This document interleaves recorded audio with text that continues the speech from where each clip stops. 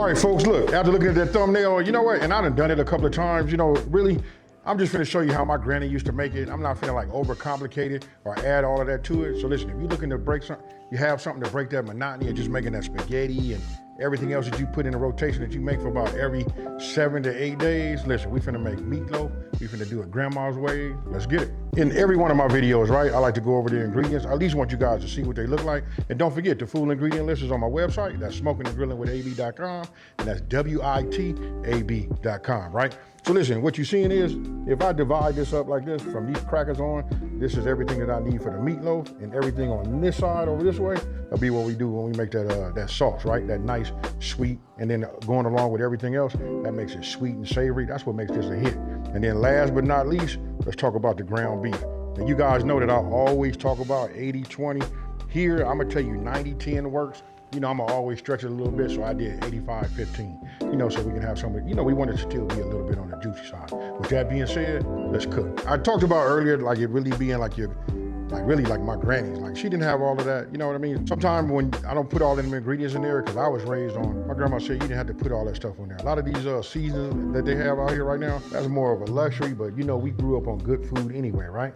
Now, let's go ahead and address this part right here, the elephant in the room. Look, this is Sara Lee's, I call this like Texas toast. They got it right here, but I want you guys to come in here. If you take a look at the thickness of these right here. We're gonna start off by just, you know, prepping, right? So let me just go ahead and cut this down. So then I take it and I just cut it on the webs. I know you guys are probably tired of seeing me do that, but this is for all my new people just trying to figure it out. You know what I mean? And when I say on the web, look, that's what I mean. So look, when I say the web, see how this is what I mean. How this is like that. Now, talk to me, old school folks.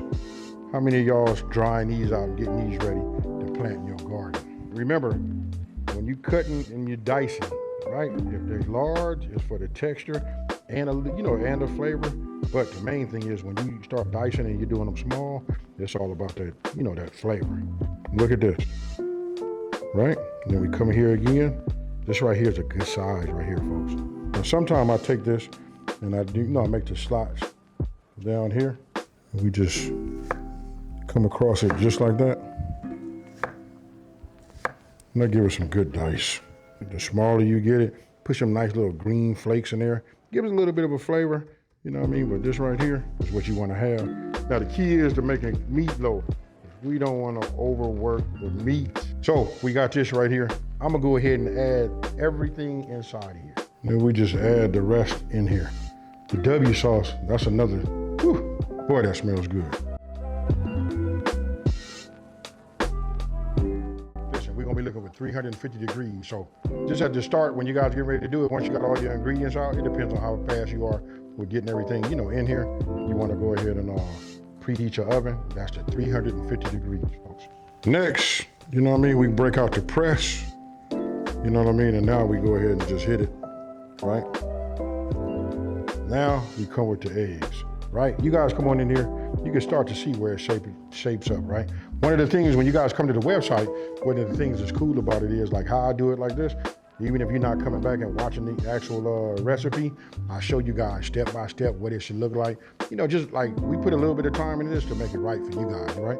So you can screenshot it or however you want to. You can cook, have it on the side, look at it, scroll it up, and say, oh, okay, I'm doing everything right. So you can have success, just like Granny did. Now we add that milk. I'm gonna just add it right. Yeah, I'll just put it like this. That'll do it. Now, you know, Rich makes flavored, you know, crackers, right? Now you guys can use panko, whatever kind of binder you want to use, you know, something to help keep everything together.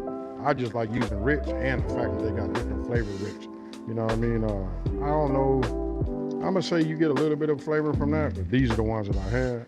And just to verify, I got 1 cup. We get in here like this. There we go. Now I'm gonna go ahead and add this. You guys come on and take a look. We just add this in here like this, right? I'm gonna add just a little bit more to it. This may be done, since I got it made anyway.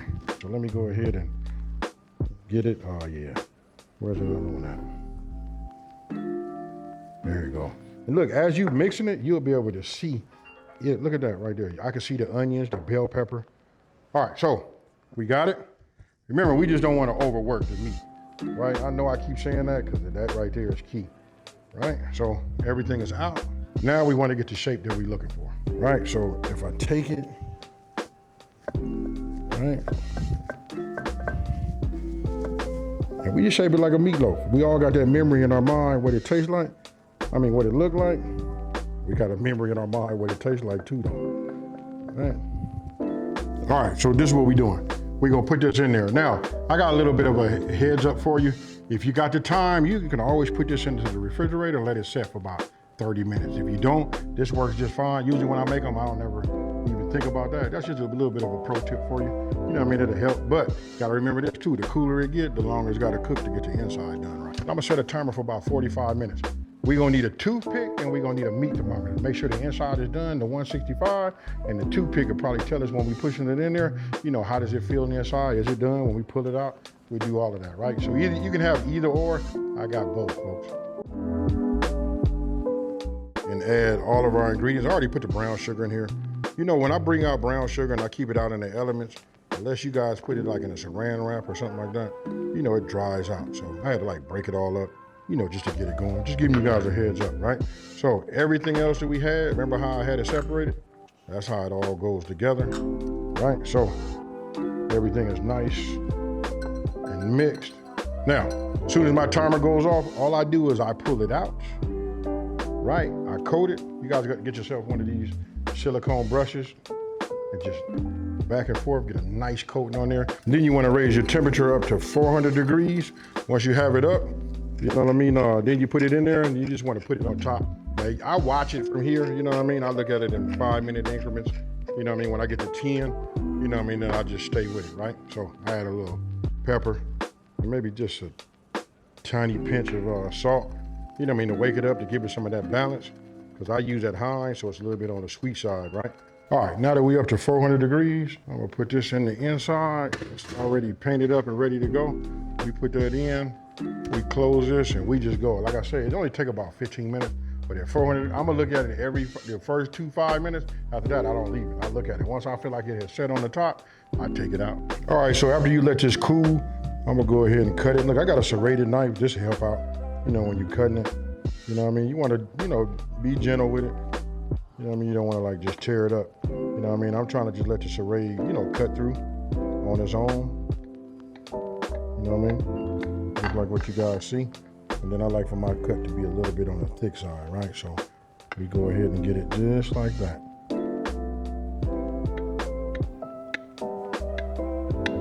Oh yeah, it's nice and moist. All I can think about is, I know some of y'all think about, you know, eating it, but I'm thinking about that sandwich. And I got a little bit of that sauce left too, along with them potatoes, with them potatoes. Come on. Oh, we'll open this up like that. We'll let you guys see that. You see that right there? Ooh, look at that. Is that moist, folks? All right, so now we put this down right here. That's what I'm talking about. Now I'm gonna cut me a little piece because I like for mine to be full.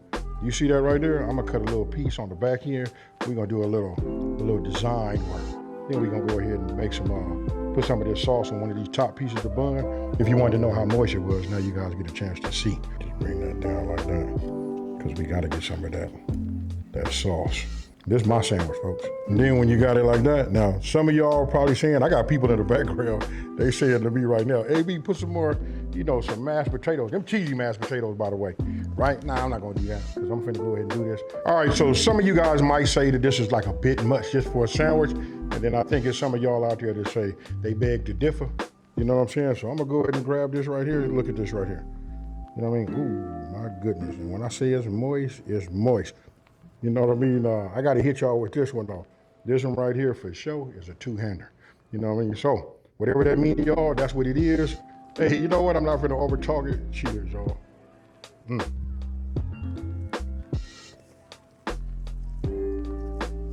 Oh, my goodness.